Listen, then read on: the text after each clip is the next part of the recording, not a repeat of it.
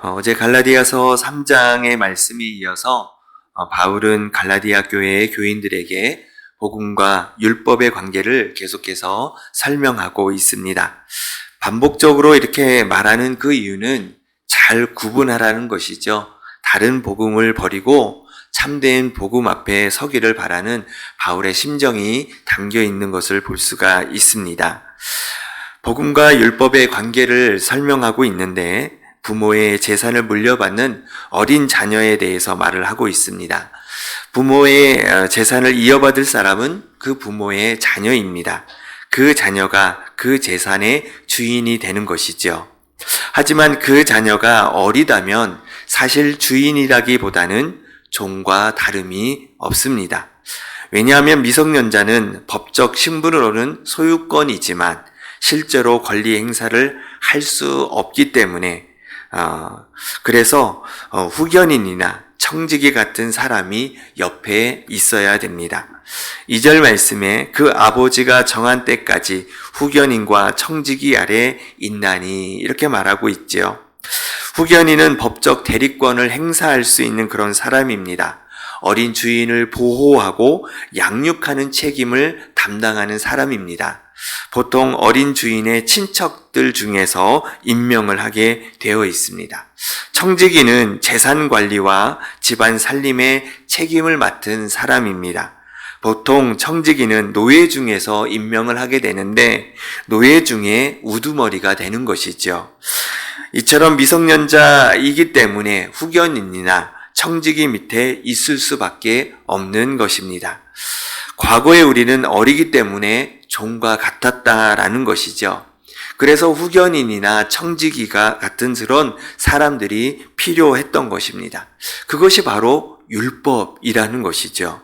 율법은 우리가 아직 어리기 때문에 초등학문처럼 옆에 있어야 했습니다. 하지만 장성한 후에는 더 이상 후견인이나 청지기 같은 초등학문은 필요가 없게 되죠. 복음을 알고 나서는 더 이상 율법에 얽매일 필요가 없게 되는 것입니다. 복음이면 충분하기 때문인 것이죠. 이제 우리는 종이 아니라 그리스도의 십자가를 믿음으로 인해 이제는 하나님의 아들, 곧 자녀가 된 것입니다. 그래서 요한복음 1장 12절 말씀에 영접하는 자, 곧 그 이름을 믿는 자들에게는 하나님의 자녀가 되는 권세를 주셨으니 이렇게 말씀하고 있습니다.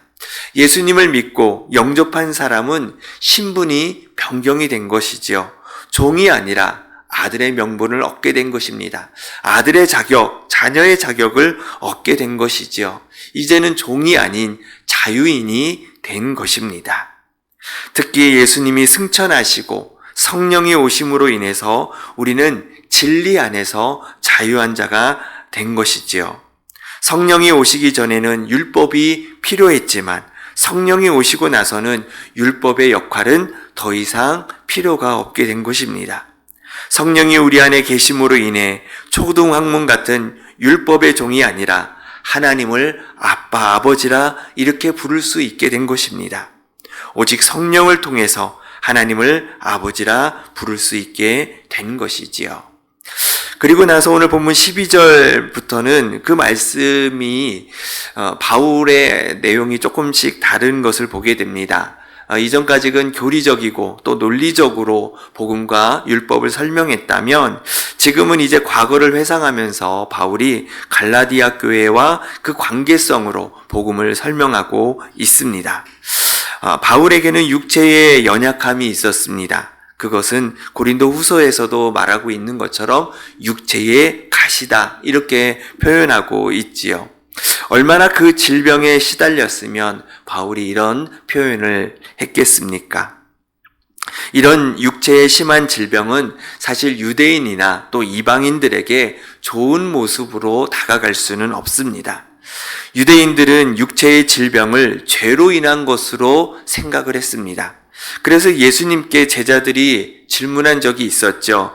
이 사람이 맹인으로 난 것이 누구의 죄 때문입니까? 자신의 죄입니까? 부모의 죄입니까? 이처럼 유대인은 질병이나 이 장애에 대해서 하나님의 저주로 생각했던 것입니다. 이방인에게도 질병은 좋은 시선으로 가질 수 없었습니다. 당시 이방인들에게 질병은 귀신이 씌운 것 같은 그런 것으로 생각했다라는 것이죠. 그래서 바울도 고린도 교회의 두 번째 서신인 고린도 후서에 보낼 때도 자신을 육체의 가시, 그러면서 사단의 사자다 이렇게 표현했던 것은 그들의 문화에 맞게 표현한 것을 볼 수 있다라는 것입니다. 이렇게 바울의 연약함이 있었음에도 불구하고 이 갈라디아 사람들은 바울이 전한 이 복음을 받아들였다라는 것이죠. 사실 받아들이기 쉽지는 않았을 것입니다.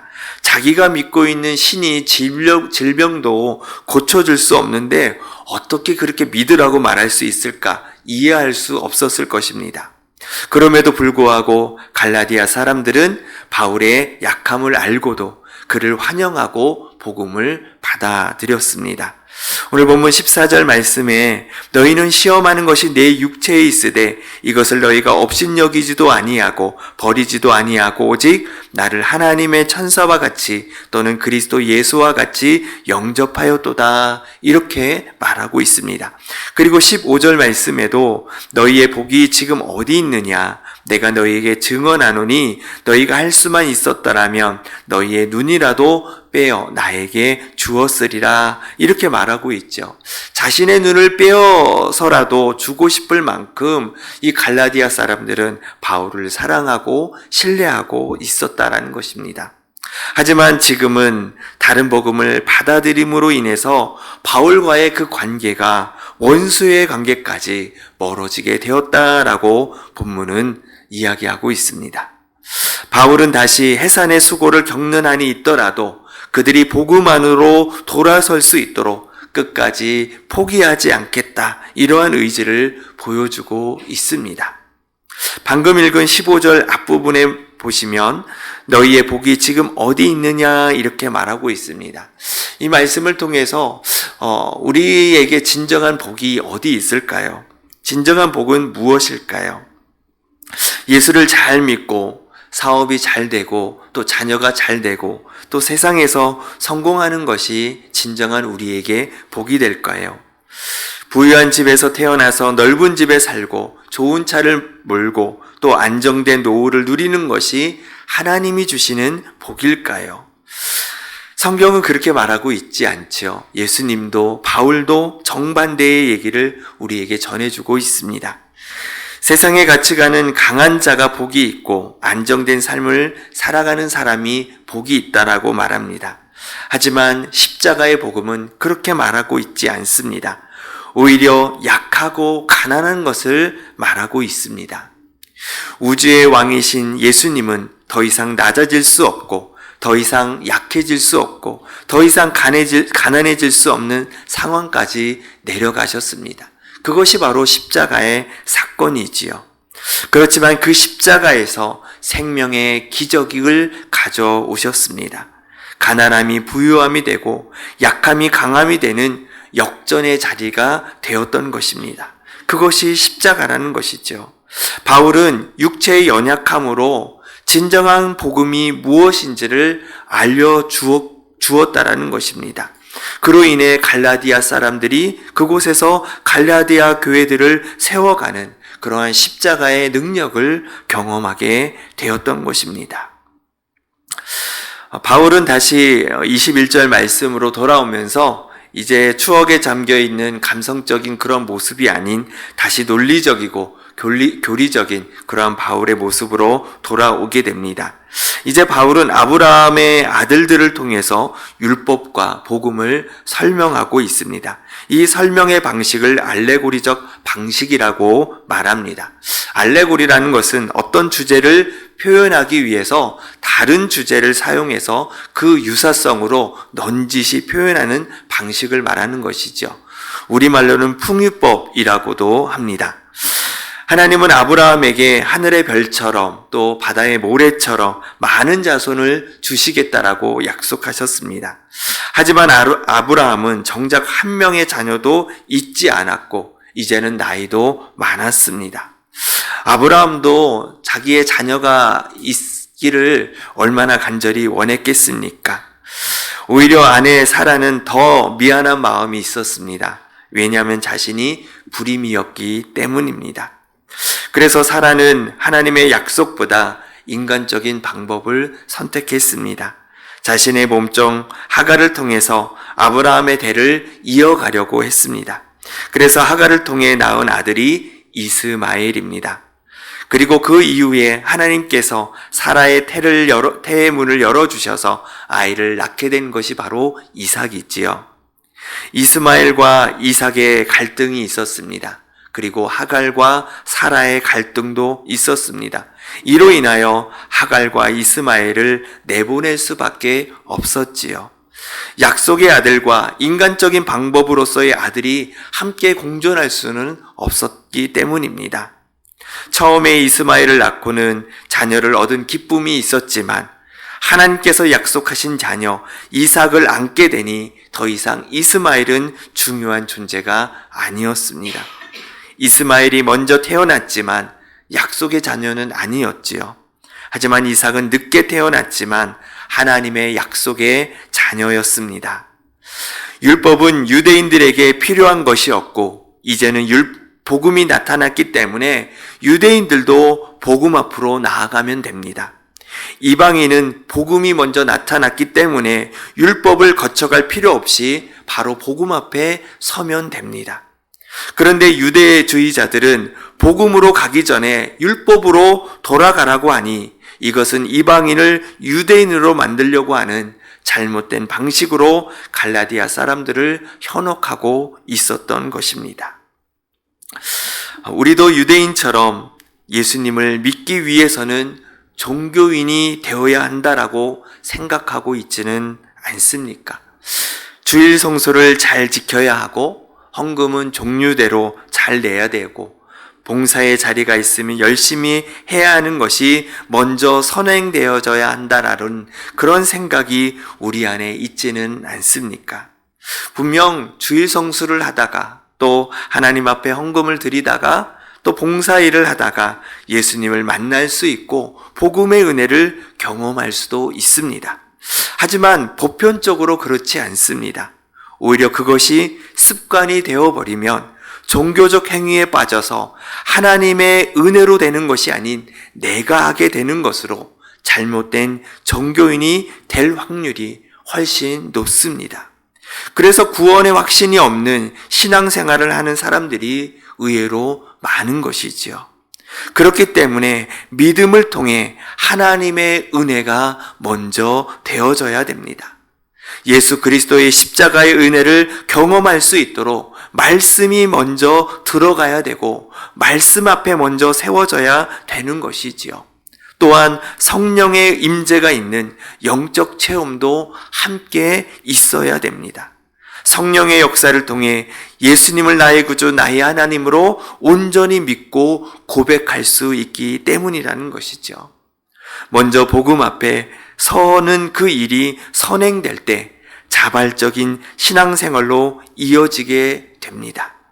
그럴 때 신앙의 흔들림이 적고 신앙의 고비도 덜하게 되는 것이지요.